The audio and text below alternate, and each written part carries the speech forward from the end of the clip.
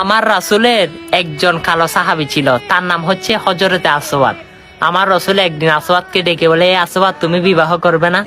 তখন আসওয়াদ বলে, আমি তো কালো, আমার মতো কালো আমার মনে হয় আর কেউ নাই, আমাকে কে বিবাহের জন্য মেয়ে দিবে?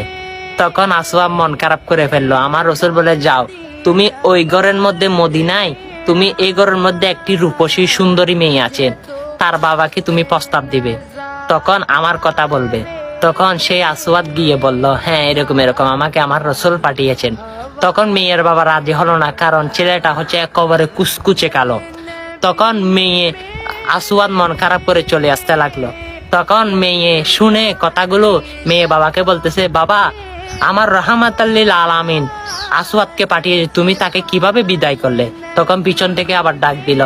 তখন বিবাহের জন্য মেয়ে রাজি হয়ে গেল, তারপর বাবাও রাজি হয়ে গেল। শেষমেশ আমার রসুলের কথা সেই বাবা পালন করলো। সেই মেয়ে আমার রসুলকে এমন মহব্বত করে আসওয়াদকে নারাজ হতে যায় নাই। তখন ওই মেয়ের বাবা আসওয়াদকে বলে, তোমার বিবাহ করার মতো কিছু আছে?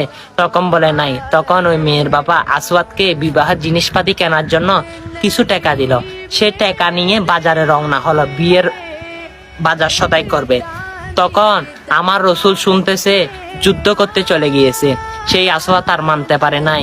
সে বিবাহের টাকা দিয়ে তার বিবাহের জিনিস না কিনে একটা তলোয়ারি কিনে উহুদের ময়দানে চলে গিয়েছে। সুবহানাল্লাহ, সুবহানাল্লাহ। তখন সেখানে গিয়ে সেই আসওয়াদ শহীদ।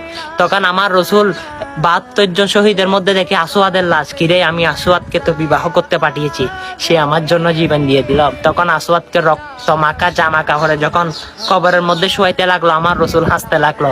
তখন সাহাবে একরাম জিজ্ঞেস করি, ইয়া রাসূলুল্লাহ, সবাইকে কবর দিলেন, দেখলাম আপনার মন খারাপ, কিন্তু আসওয়াদকে কবর দেবার না, আমি হাসতেছেন কেন? তখন আমার রসুল বলে, হে সাহাবে একরাম, শুনো, আমি আসওয়াদকে মদিনার হুর বিবাহ করাতে চেয়েছিলাম, সে বিবাহ না করে আমার পক্ষে জীবন দিয়েছে। আমি দেখি তার কবরের মধ্যে জান্নাতি হুর এসে বসে আছে। সুবহানাল্লাহ, সুবহানাল্লাহ। সেটার পুরস্কার কি হয়েছে, কি হওয়ার কি কথা ছিল, কি হয়ে গেছে, সুবহানাল্লাহ, সেটা আমি আপনার নবী, সে নবীর পক্ষে থাকেন, জান্নাত ওয়াজিব। ভিডিওটা শেয়ার করে সকল মানুষকে দেখিয়ে দেন, ঘটনাটা জানিয়ে দেন। আমিন।